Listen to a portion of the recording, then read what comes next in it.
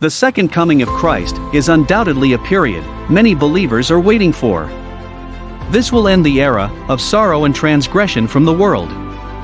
We have seen in the modern day how prophets of God have made announcements and declarations towards the coming of Christ. The return of Jesus will come as a surprise that catches everybody off guard, both believers and unbelievers. This is why we should always be alert and prepared, because the Lord could return anytime. Jesus explains this by telling the parable of the 10 virgins in Matthew 25.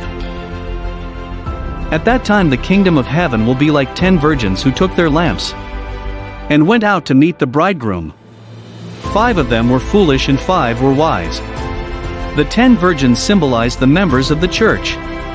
The foolish virgins represent those who were not in faith and spirit. Jesus Christ was represented by the bridegroom. Christ reminds us to always be prepared and not be like the foolish virgins. When the time comes, the door will be shut as Jesus describes, and those who are not prepared will beg and scream for the Lord to let them in.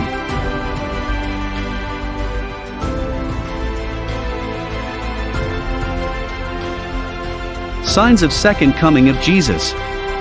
First sign, he emphasized false prophets and false messiahs will come in my name, claiming, I am the Messiah, and deceive many. Greed is another sign. The Lord also talked about betrayal among parents, brothers, sisters, and families, as well as wars and rumors of war between nations. There will be signs in the sky and the heavenly bodies. There will be signs in the sun, moon, and stars. What happens when Jesus comes back?